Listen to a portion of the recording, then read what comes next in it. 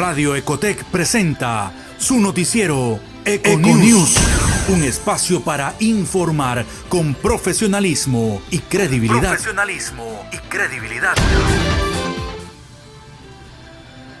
Buenos días, bienvenidos a esta tercera emisión de su informativo Econews Radio, un espacio creado por la Facultad de Marketing y Comunicación de la Universidad de Ecotec y que se transmite desde la sede de San Borondón. Comparto este programa con nuestras estudiantes de periodismo Valeria Bonilla y Cristel Benavides. Buenos días, José, qué gusto compartir contigo, con Cristel y toda nuestra audiencia este espacio de noticias. Cristel. José y Valeria, buenos días. Y una cálida bienvenida a todos nuestros radioescuchas que nos sintonizan y nos ven a través de nuestras plataformas digitales. Estamos listos para llevarles información de actualidad. Empecemos. Efectivamente, empezamos esta emisión con los titulares. En noticias nacionales, Ecuador y Argentina rompieron relaciones diplomáticas. Los embajadores de ambos países fueron expulsados en las últimas horas. Además, nuevos documentos de la Superintendencia de Compañías pondrían al presidente de la República, Guillermo Lasso, a un paso del juicio político en la Asamblea Nacional. En lo internacional, a pesar de la crisis bancaria en Silicon Valley, el presidente de Estados Unidos, Joe Biden, garantiza la seguridad del sistema financiero norteamericano. También, al cumplir una década de pontificado, Jorge Mario Bergoglio pidió paz en el mundo a manera de regalo. En los deportes, el nuevo entrenador de la selección ecuatoriana de fútbol, Félix Sánchez, prepara su primera convocatoria para medir a Australia. Además, la Liga Pro se reactivaría este fin de semana. Su presidente Miguel Ángel Or lo anticipó en una entrevista radial. Sin embargo, aún no existe comunicado oficial institucional. En las noticias del entretenimiento, la película Todo al mismo tiempo y en todas partes obtuvo 7 estatuillas en la reciente gala de los premios Oscar.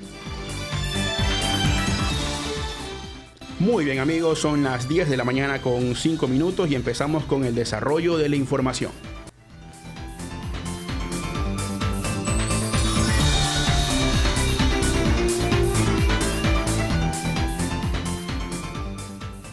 Ecuador y Argentina atraviesan un conflicto diplomático. Esto sucede después de que la ex ministra de Transporte y Obras Públicas, María de los Ángeles Duarte, escapara de la embajada argentina en la ciudad de Quito. Tras ello, el gobierno ecuatoriano declaró como persona non grata a Gabriel Fuchs, embajador de Argentina en Quito, y quien, según la Cancillería Nacional, habría violado la confianza mutua y la buena fe que deben imperar en la relación entre los estados. A raíz de esto, el Estado argentino advirtió que actuarían de la misma manera. Buenos Aires manifestó su sorpresa y profunda tristeza sobre los desacuerdos con Quito. Y al igual que Ecuador, el gobierno de Alberto Fernández expulsó al embajador ecuatoriano el pasado martes y lo declaró persona no grata. En noticias de Carondelet, Guillermo Lasso está más cerca de enfrentar un juicio político. Nuevos documentos de investigación sobre cohecho y narcotráfico fueron presentados por la Superintendencia de Compañías. La documentación detalla la información de empresas cuyos accionistas son ciudadanos albaneses, así como una red de corrupción en empresas estatales liderada por Rubén Cherres. Virgilio Saquicela, presidente de la Asamblea Nacional, se pronunció a favor. Según él, el gobierno no responde lo que el pueblo necesita. La iniciativa del dictamen está integrada por la bancada correísta Unión por la Esperanza, el Partido Social Cristiano, facciones de la Izquierda Democrática y Pachacútica.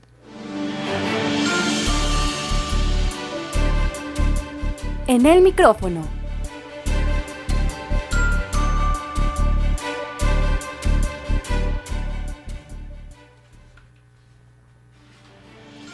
Tiempo de las entrevistas en la cabina de Econews Radio con invitados para abordar los temas del momento. ¿Quién nos visita en la cabina a esta hora, Valeria?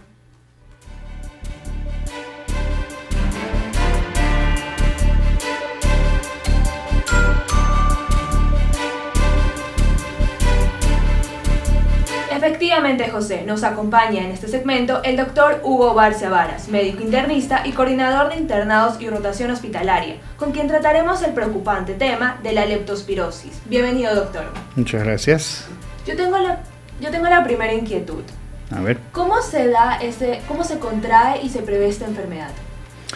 A ver, esta es una enfermedad que está directamente relacionada con las condiciones de salubridad que puede haber en una población en un momento dado. O sea, que no es algo nuevo, no es una epidemia que ha vuelto a recrudecer como en la época del COVID, que comenzaron a aparecer una serie de enfermedades con cierta notoriedad además del COVID, ¿no? En este caso, la leptospirosis es una enfermedad vieja, es una enfermedad muy antigua, ¿ok? Y que salta o toma relevancia en el momento que comienzan a haber situaciones de salubridad inestables. Eso es lo que la detona. ¿Cuáles son esas situaciones de salubridad? Pues bueno, una mala recolección de desechos, de basura, una sanitización en los hogares, malas condiciones de cuidado del agua, ¿ok? Y si a eso le sumamos las condiciones meteorológicas que hoy en día estamos viviendo, entonces eso promueve que el agua tome contacto con los desechos de ciertos animales, específicamente los roedores, principalmente los roedores. Entonces toman en contacto tanto con la orina o con las heces de estos y pues esta agua infectada o estos elementos infectados comienzan a tomar a su vez contacto con otros elementos, por ejemplo, alimentos, ¿ya? Los animalitos de casa también pues toman contacto con estas aguas y comienza poco a poco a generarse un círculo infeccioso que se va desarrollando hasta que el paciente entre en contacto con estos elementos. Por ejemplo, una persona que manipula alimentos y no se lava las manos, entonces puede contraer esta bacteria y pues la bacteria la leptospira, ¿ya? Y sufrir la enfermedad, ¿ya? Básicamente así funciona esto. Y claro, partiendo de esto, ¿cuáles son los síntomas de esta enfermedad? Bueno, es interesante porque esta enfermedad, como les dije hace un rato, no es una enfermedad nueva, es una enfermedad vieja, ¿ya? Y tiene un inicio bastante parecido a la misma gripe, o inclusive puede pasar inclusive a confundirse con un dengue, ¿ya? De hecho, tiene que hacerse un examen físico muy prolijo porque la enfermedad puede ser fácilmente diagnosticada solamente con un buen examen físico, ¿ya? Antes de llegar a las pruebas de laboratorio, ¿ya? ¿Qué empieza con esto? Un malestar general. Es una enfermedad que tiene un periodo de incubación que puede estar de 14 días. O sea, puedes llegar a desarrollar todos los síntomas clásicos en un momento dado, pero realmente te contagiaste 15 días antes, ¿ya? Empiezas con malestar general, con fiebre, dolores musculares. Algunas personas refieren artralgias, que son dolores articulares, ¿ya? Molestias en la orina que se pueden llegar a presentar. Incluso hay dos tipos de patrones que se pueden también dar. El uno es la ictericia, que es el color amarillento de lo que es las escleras, las mucosas. O también puede darse una especie de inyección conjuntival, que es cuando se pone toda la esclera roja, ¿ya? Los mal llamados ojos rojos, y que se pueden ver en casos avanzados de dengue inclusive, ¿no? Entonces ahí es la confusión que puede llegar a presentarse en el diagnóstico. ¿Y cuáles son los lugares más propensos en donde se puede contraer esta enfermedad? Lo puedes contraer en zonas urbanas o en zonas rurales. O sea, todo depende de la higiene y de la sanitización de las áreas. Y antes del fuerte invernal, ¿habían existido más casos de leptospirosis? ¿Y qué tan conocida era la enfermedad en el país? A ver, esta enfermedad tomó relevancia, como les dije, esta es una enfermedad vieja, no es nueva. Esta enfermedad tomó relevancia, creo que fue hace unos 6 años más o menos, 6, 7 años atrás, que hubieron unos cuantos casos de leptospirosis, pero fueron algo muy leve, ¿ya? Y ahora ya vamos 80. Creo que ya estamos por los 80. O vamos camino a los 80. O sea, sí hay algunos, pero tampoco como para poder declarar una epidemia, ¿no? O sea, hay esa cantidad de casos, pero tampoco para llegar a ese nivel. ¿Y la leptospirosis solo se da por las inundaciones o en qué otro tipo de situaciones se puede llegar a presentar esta enfermedad? A ver, ratas hay y han habido siempre, o sea, realmente coincide que obviamente por las lluvias fuertes que hemos tenido, entonces estas heces infectadas de estos roedores están pues por los lados que menos nos imaginamos. Entonces, podemos contagiarnos, no digo fácilmente, pero no es difícil encontrar un foco de infección que en un momento dado vayamos nosotros a captar, ¿no? Entonces, esto no es una enfermedad de que yo te paso a ti, tú le pasas a ella, no. Pero sí es una enfermedad que hay que pararla de plano, ¿ok? Porque, como dije hace unos minutos, hay dos consecuencias muy grandes. El uno es que puede haber una falla renal y el otro es que puede haber una falla hepática y el paciente sí puede pasarla mal, ¿no? Hay diferentes manifestaciones. Puede ser que sea una leptospirosis común y silvestre, vamos a llamarla así, no es la terminología adecuada, pero digámoslo así, la leptospirosis básica. Y podemos tener también la leptospirosis que es más avanzada, que es lo que se conoce como síndrome de Weil, que es una enfermedad pues, que ya involucra la inyección conjuntival, la falla renal, la falla hepática, o sea, ya es una leptospirosis más avanzada que el paciente puede correr muchos riesgos. ¿Alguna recomendación para prevenir que los niños y los jóvenes se contagien, ya que durante estas épocas ellos se encuentran vacaciones?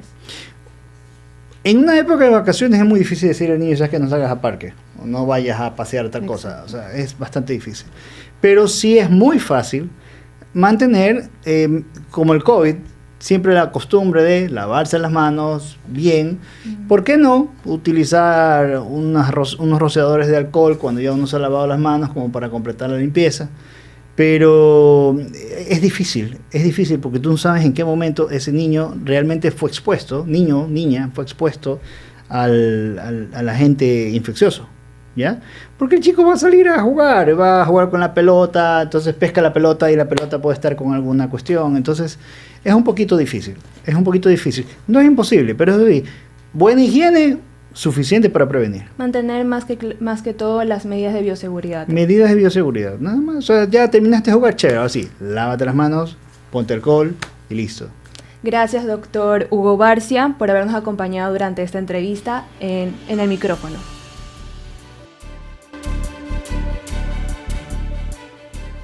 Agradecemos al doctor Barcia por haber aceptado esta entrevista y explicarnos qué tener en cuenta sobre esta enfermedad. Muy bien, es tiempo de pasar a las informaciones del resto del mundo. Internacionales.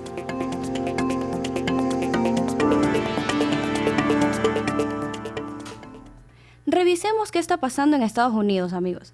Desde la crisis financiera en el 2008, Silicon Valley Bank es el banco más grande en colapsar.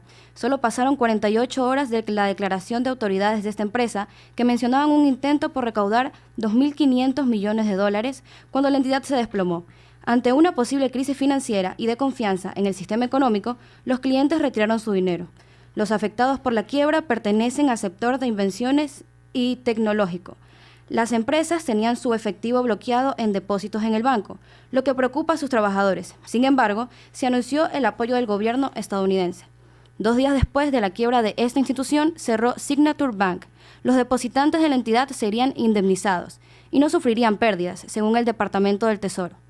Joe Biden, presidente de Estados Unidos, aseguró que el sistema financiero de la nación está a salvo, reafirmando el intento por proyectar calma luego de que el rápido colapso de las instituciones bancarias generara temores de una crisis más extensa.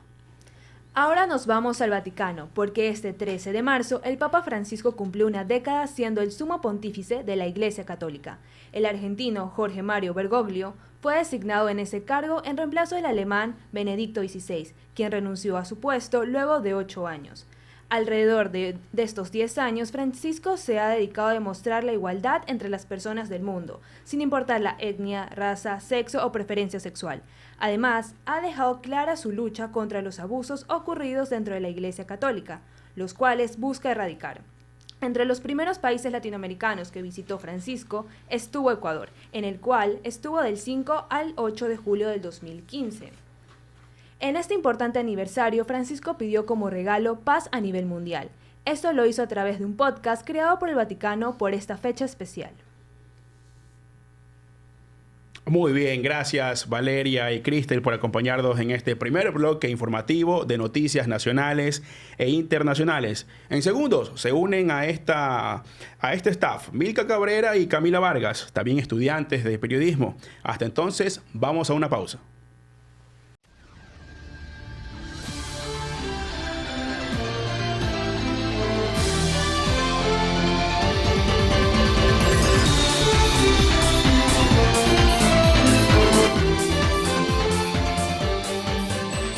Amigos, muchas gracias por continuar en nuestra sintonía en esta tercera emisión de Econews Radio. Le damos la bienvenida a Milka Cabrera y Camila Vargas. Buenos días. Buenos días, José. Es un placer compartir esta cabina contigo y con nuestra audiencia.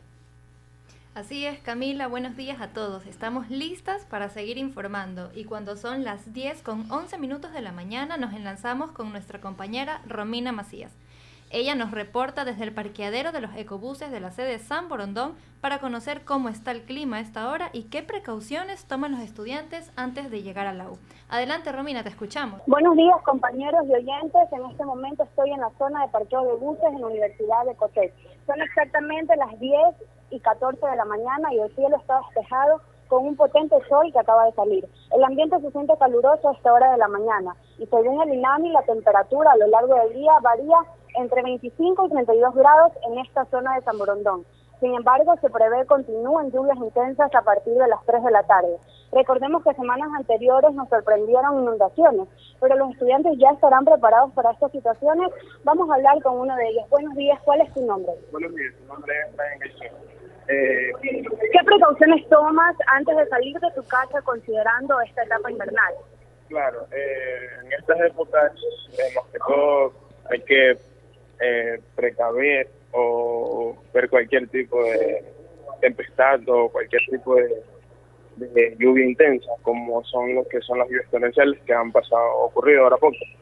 En ese caso, de salir sin ningún tipo de vehículos, sería, como siempre, imprescindible cargar lo que es un paraguas para evitar cualquier tipo de resfriado o contraer cualquier tipo de enfermedad. Y en el caso de andar en algún vehículo, manejar con precaución para no causar ni tener ningún tipo de accidente. Con esta perspectiva del estudiante damos paso a cabina. Gracias, Romina, por ese reporte. Seguimos con más información porque ahora es tiempo de deportes. Bien, es hora de hablar de los deportes y esta semana tenemos novedades a nivel de la Federación Ecuatoriana de Fútbol, que ya tiene nuevo director técnico en su selección y alista su primera convocatoria. Camila.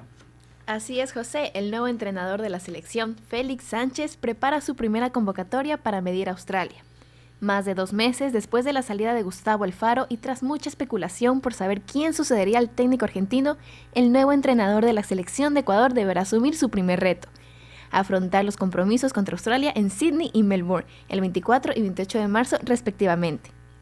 En este contexto, hay gran expectativa en el público por conocer quiénes serán los jugadores que integrarán la primera lista de convocados del seleccionador español.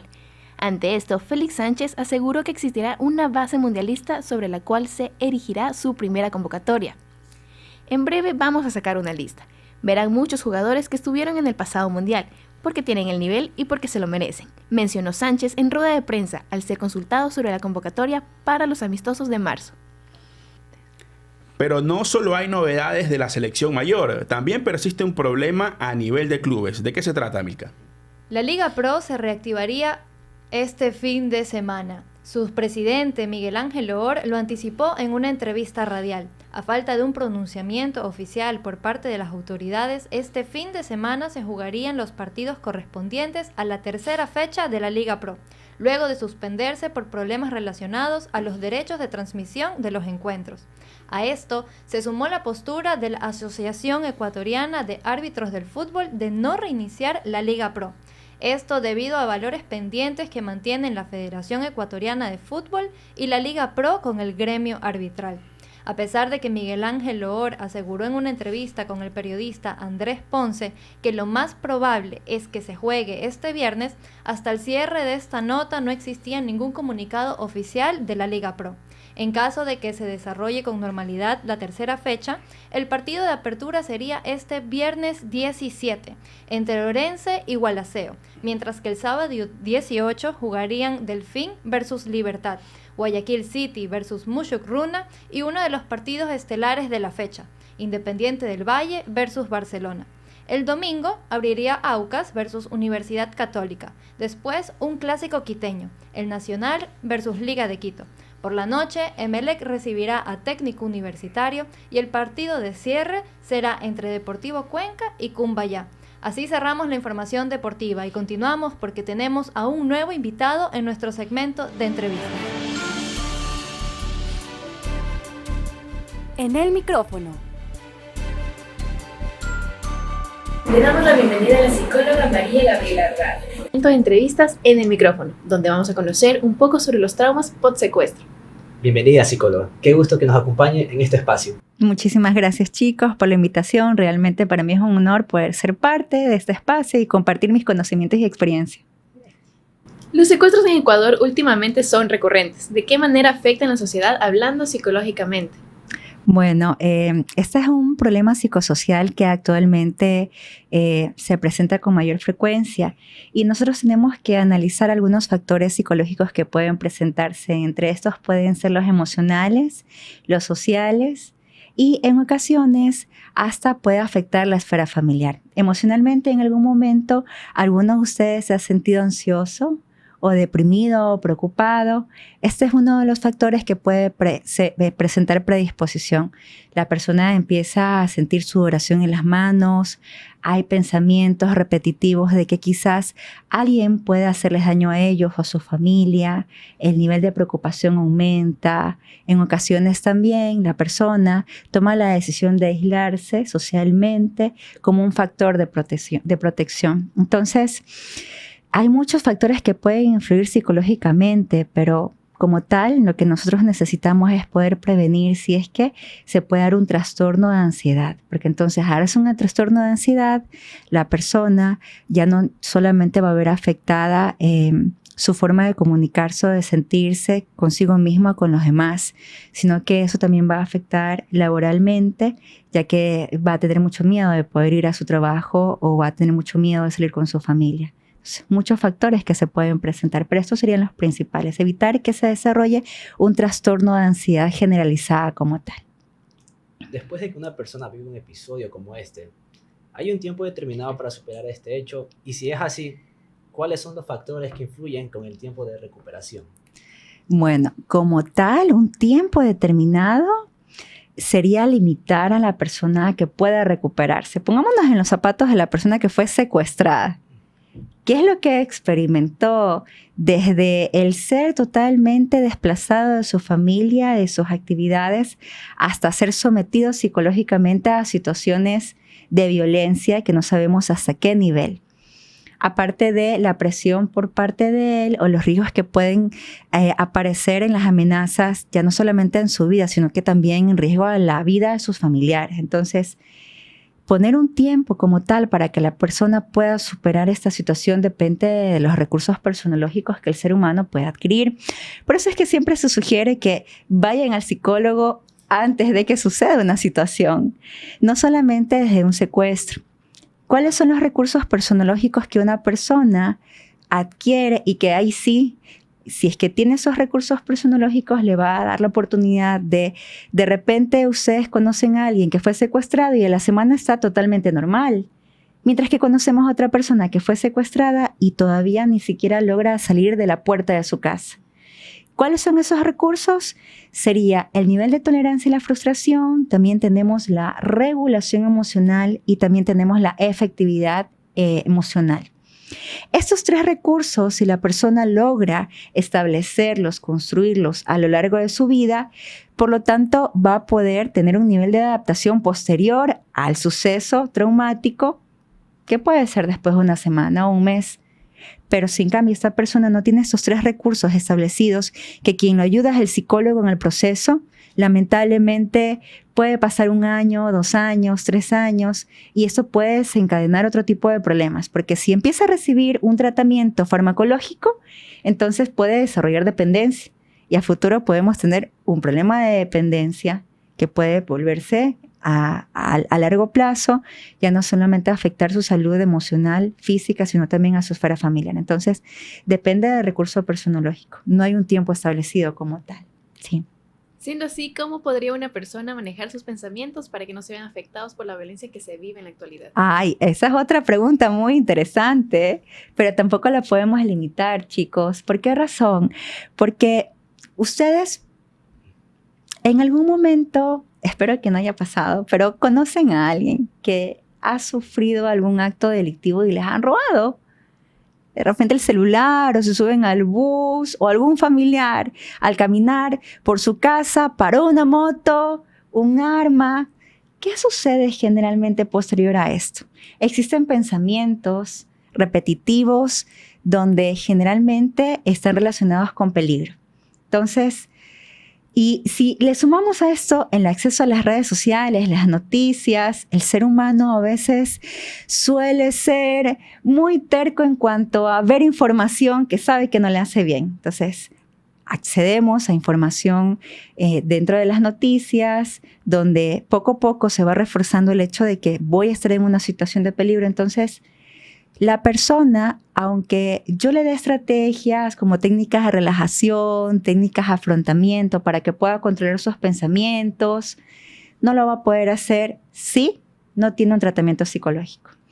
Hay un tabú respecto a ir al psicólogo. Piensan que solamente las personas que tienen, vamos a etiquetarlo con la palabra locos, que realmente está mal utilizado ese término, sino que solamente las personas que tienen trastornos mentales graves son aquellas que necesitan ayuda al psicólogo o al psiquiatra. Pero en realidad es que lo adecuado sería que la persona tenga un proceso de prevención y vaya al psicólogo y el psicólogo le dé las herramientas para que ahora sí, desde mi autorregulación emocional, yo identifico ese pensamiento que puede ser irracional. Salgo de mi casa, pero no todo sector es peligroso. Puedo salir a lugares que tienen un menor índice de peligro. Identifico esa creencia irracional de lo racional, pero tuve un proceso psicológico que me ayudó a desarrollar esas herramientas. Por lo tanto, la mejor forma de poder aprender a controlar esos pensamientos es tener un tratamiento psicológico preventivo antes de que se desarrollen problemas a futuro. Es una sugerencia. Ahora bien, ¿cuáles son las secuelas que deja un trauma como este en nuestro día a día? Hablemos de una persona que ha sido secuestrada hace poco en las noticias. A veces es inevitable poder ver las noticias. Conocemos en la realidad de jóvenes que llevan más de 24 horas desaparecidos. Ahora, supongamos que estas personas son encontradas. ¿Qué es lo que puede repercutir psicológicamente? Puede desarrollarse un trastorno de estrés postraumático, o también llamado TEP. En el trastorno de estrés postraumático, los primeros síntomas que nosotros vamos a ver en la persona es algo que se llama flashbacks. Los flashbacks son como pensamientos o fotografías que de repente vienen a mi mente y hacen que revivencie la situación traumática que en algún momento experimenté.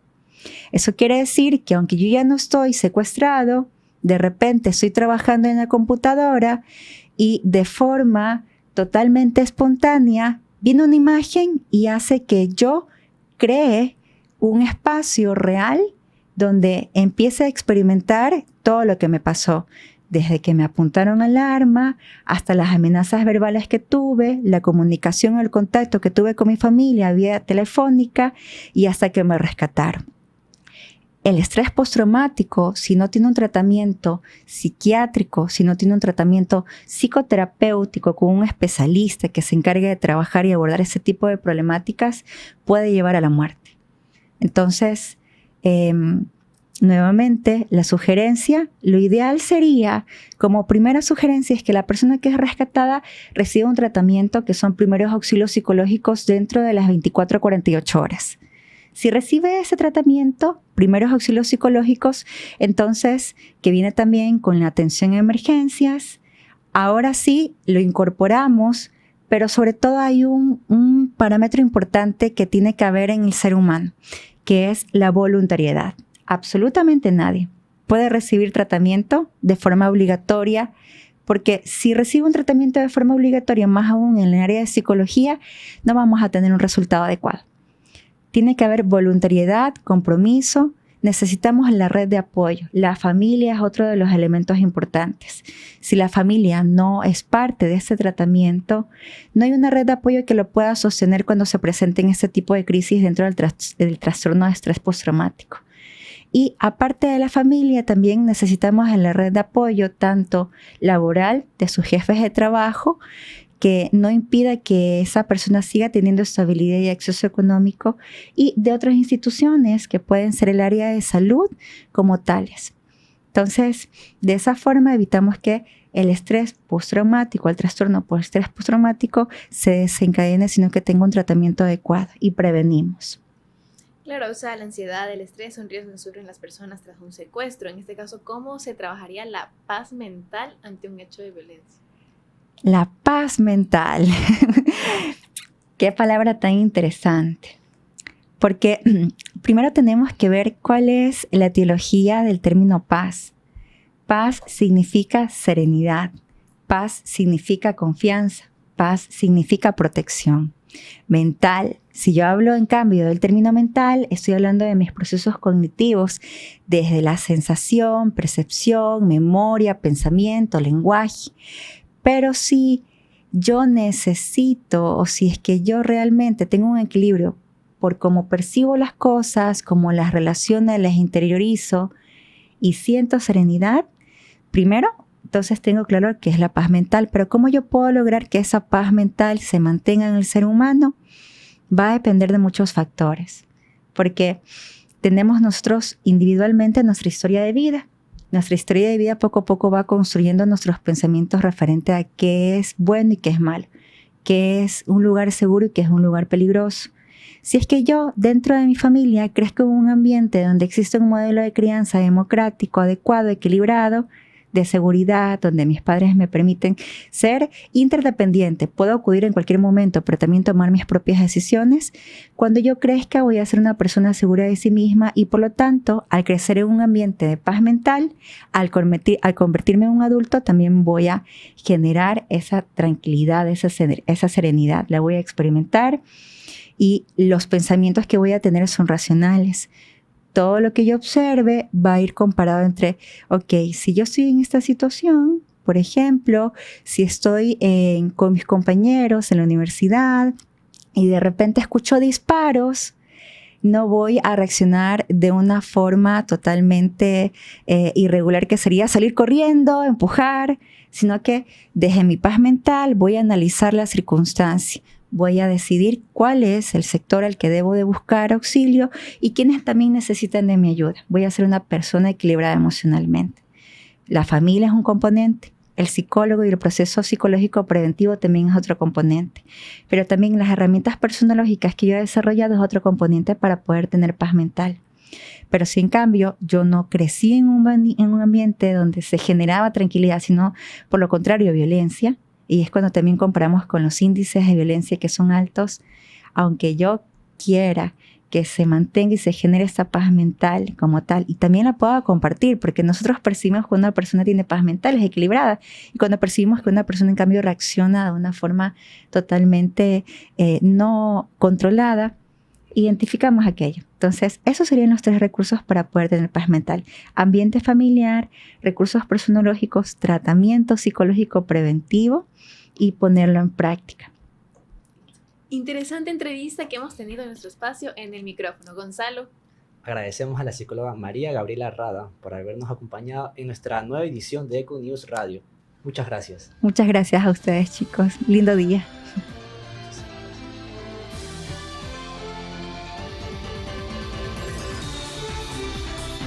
Bastante interesante el tema sobre el trauma post-secuestro. Le agradecemos nuevamente a nuestra invitada y damos paso a la información del entretenimiento. Luz, cámara, info.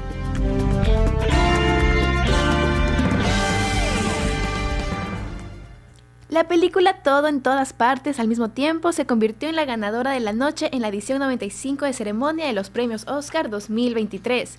El filme obtuvo 7 galardones de las 11 nominaciones, incluyendo Mejor Película, Dirección, Actriz Principal y Actriz y Actor de Reparto. La premiación tuvo cabida en el Dolby Theater de Los Ángeles con el cómico Jimmy Kimmel como presentador de la ceremonia. La segunda película que se llevó más galardones fue Sin Novedades en el Frente, con 4 de las 9 estatuillas por las que competía, incluyendo Mejor Filme Internacional.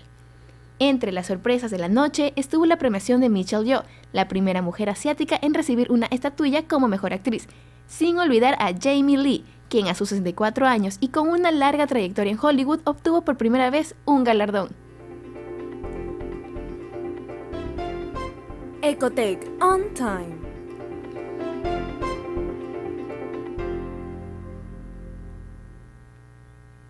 Cuando son las 10:24 de la mañana, damos paso a las noticias de nuestra universidad y les contamos que la carrera de psicología llevó a cabo un conversatorio con un especialista en psicología infantil y juvenil. En el siguiente reportaje de Steven Gonzabay descubramos de quién se trata.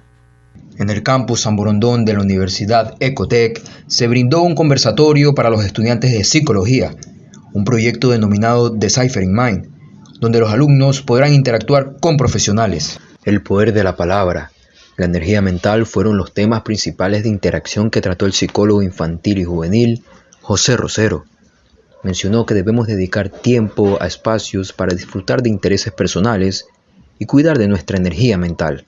La decana de la Facultad de Marketing y Comunicación, Verónica Vaquerizo, manifestó que el objetivo de Deciphering Mind va mucho más allá de la reacción del ser humano. Bueno, realmente este evento ya tiene alrededor de unos 3 años. Entonces, el gran paraguas es Deep in Mind, pero siempre traemos como a colación diferentes temas. Hoy es el poder de la palabra y cualquiera que escuche el poder de la palabra piensa en periodismo, en comunicación, pero va mucho más allá.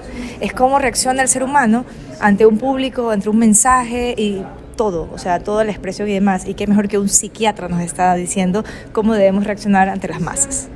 Manuel Posligua cursa el 4º semestre de psicología y mencionó que el conversatorio fue enriquecedor para su futuro. Decir que fue muy importante, muy enriquecedora, porque eso nos ayuda como futuros psicólogos a prepararnos, y la práctica que tuvo el míster fue súper chévere, porque aprendimos demasiado de muchas cosas que engloban la psicología, la atención, que todas estas cosas son muy importantes para cuando ya seamos psicólogos, el día a día ayudar a nuestros pacientes. No gastar energía en cosas que no suman, porque la mente es un infinito de posibilidades, como el poder de la palabra en las masas. Mediante este conservatorio se preparan a los futuros profesionales de la Universidad de Ecotec. Felicitamos a los compañeros de la carrera de psicología por este nuevo espacio de aprendizaje, el que esperamos sea aprovechado al máximo. José. Gracias, Milka, y bien, es tiempo de despedirnos. Les agradecemos su amable sintonía. Yo soy José Tumbaco. Yo, Milka Cabrera. Y yo, Camila Vargas. Y esto fue Econews Radio. Aquí culmina Econews, el noticiero de Radio Ecotec.